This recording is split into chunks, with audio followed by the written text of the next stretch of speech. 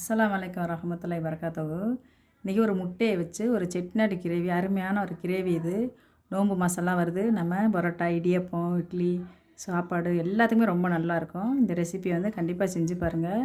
இந்த ரெசிபியை செய்கிறதுக்கு மசாலாலாம் வதக்கி அரைக்கணும், பொறுமையாக சமைக்கணும். இது எப்படி சமைக்கலான்ற முழு வீடியோவில் போய் பாருங்கள். சப்ஸ்கிரைப் பண்ண வந்தீங்கன்னா சப்ஸ்கிரைப் பண்ணிக்கிறீங்க. சப்ஸ்கிரைப் பண்ண எல்லாருக்கும் ரொம்ப ரொம்ப நன்றி. அந்த முட்டை குழம்புக்கு தேவையான மசாலா வந்து வறுத்து எடுத்துக்கிடுவோம். கொஞ்சமாக எண்ணெய் போட்டுக்கிடுவோம். இப்போ நம்ம இந்த சாம்பார்லாம் மசாலா சாம்பார்லாம் சொல்கிறேன். சோம்பு வந்து நல்லா 1/2 ஸ்பூன் சோம்பு வச்சுருக்கேன். கல்பாசி ஒரு துண்டு வச்சுருக்கேன். 2 ஏலக்காய், சின்ன துண்டு பட்டை, ஒரு 3 கிராம்பு வச்சுருக்கேன். பிரிஞ்சி இலை ஒரு இலையை கட் பண்ணி வச்சுருக்கேன். இதை நம்ம இப்போ எண்ணெயில் சேர்த்துருவோம். இதில் ஒரு 1/2 ஸ்பூன் சீரகம் வச்சுருக்கேன். இந்த சீரகத்தை நம்ம அதை கூட சேர்த்துருவோம். மிளகு நம்ம விருப்பம் தான், காரம் நம்ம நிறைய காரம் சாப்பிட்றோம், நிறைய சாப்பிட்றோம். நான் ஒரு 1/4 ஸ்பூன் மிளகு தான் சேர்த்துருக்கேன். ஏன்னா கறினா இழுக்கும், முட்டை வந்து இழுக்காது. கறினா வந்து உறிஞ்சும், எவ்வளோ காரம்னாலும் உறிஞ்சும், முட்டை வந்து உறிஞ்சாது.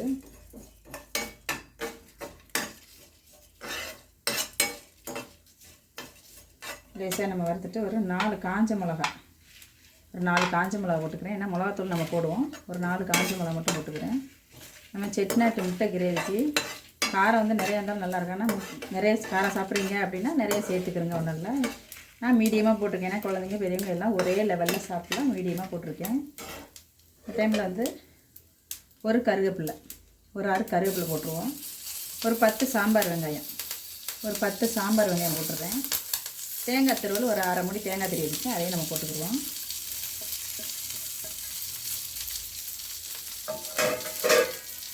இது நல்லா ஈரம் போகிற வரை நல்லா செவக்க வறுத்துக்குருவோம். நல்லா வாசனையாக இருக்கும். அப்போ தான் கிரேவி நம்மளுக்கு நல்லா செவக்க வறுத்துக்குருவோம்.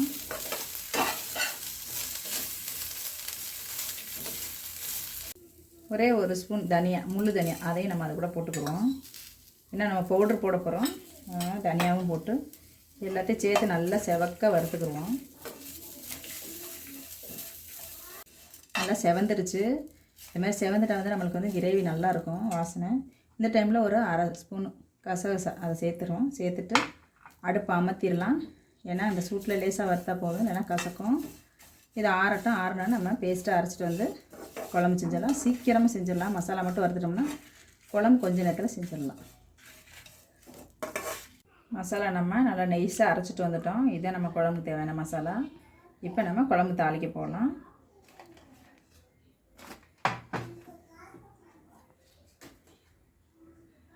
எண்ணெய் ஊற்றிக்கிடுவோம். அந்த குழம்பு தாளிக்கிறதுக்கு தேவையான எண்ணெய் ஊற்றிக்கிறோம். எண்ணெய் எந்த எண்ணெயாக இருந்தாலும் பரவாயில்ல, சமையல் எண்ணெய், நல்லெண்ணெய் வேண்டாம்.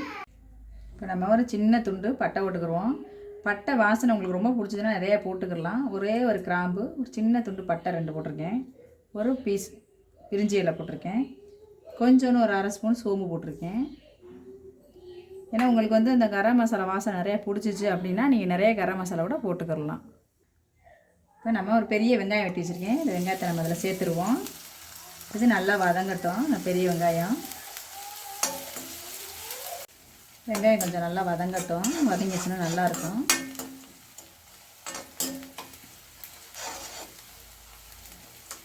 வெங்காயம் வந்து கொஞ்சம் வதங்காமல் நம்ம வாட்டில் அரையும் அள்ளி போட்டோம்னா இந்த வெங்காயத்தால் தான் குழம்பே வந்து கெட்டு போகிறது. இப்போ நம்ம செஞ்சு நைட்டுக்கு வச்சா கூட கெட்டாது, நல்லாயிருக்கும்.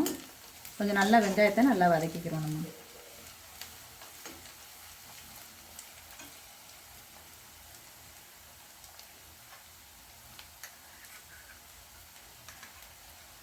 இந்த டைமில் ஒரு 1/2 ஸ்பூன்ன்றது 3/4 ஸ்பூன் இஞ்சி பூண்டு பேஸ்ட்டு, அதை நம்ம அதில் சேர்த்துடலாம்.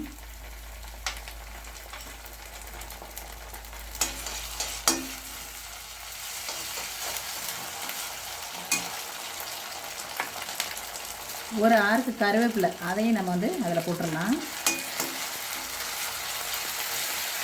இது நல்லா வதங்கட்டும். மஞ்சத்தூள் ஒரு 1/4 ஸ்பூன் மஞ்சத்தூள் அது போட்டுடலாம். போட்டுக்குருவோம். காரம் நம்ம விருப்பம்தான். தனியாத்தூள் ஒரு ஸ்பூன் தனியாத்தூள் வச்சுருக்கேன். காரம் நம்ம நிறைய சாப்பிடுவோம்னா இன்னும் கொஞ்சம் கூட மிளகாத்தூள் நம்ம சேர்த்துக்கலாம். இந்த டைமில் நம்ம தக்காளி 2 வெட்டி வச்சுருக்கேன், பெரிய தக்காளி வெட்டி வச்சுருக்கேன், அதையும் நம்ம இதில் சேர்த்துருவோம். இது நல்லா வதங்கட்டும். இது வதங்குறதுக்கு கொஞ்சம் உப்பு போட்டு விட்டுருவோம்.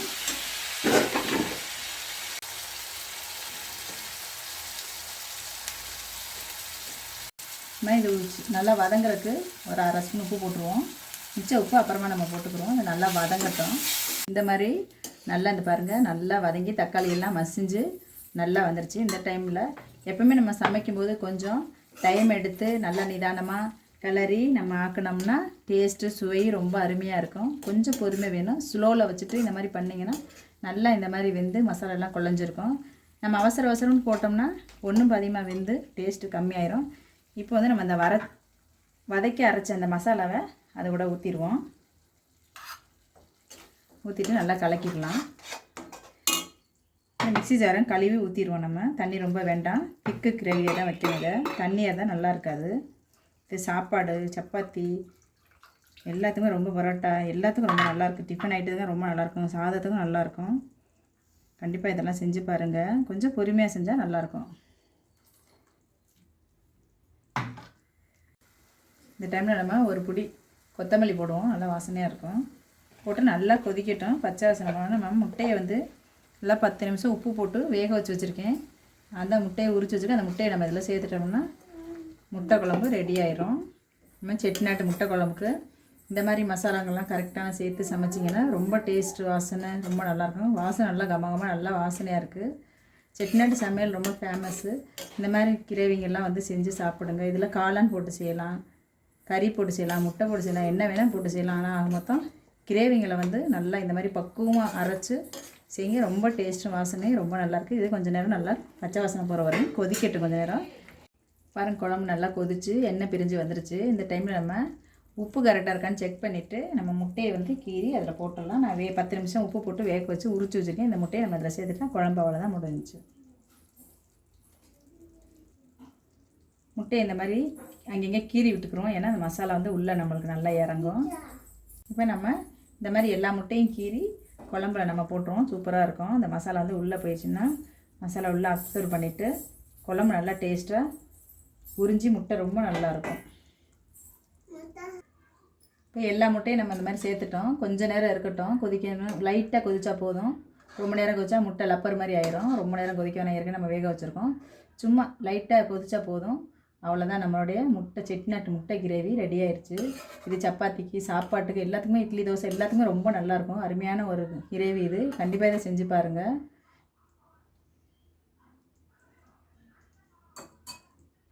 அவ்வளோதான், நம்ம சால்னா ரெடி ஆயிடுச்சு. ஆஃப் பண்ணிடலாம் அடுப்பை.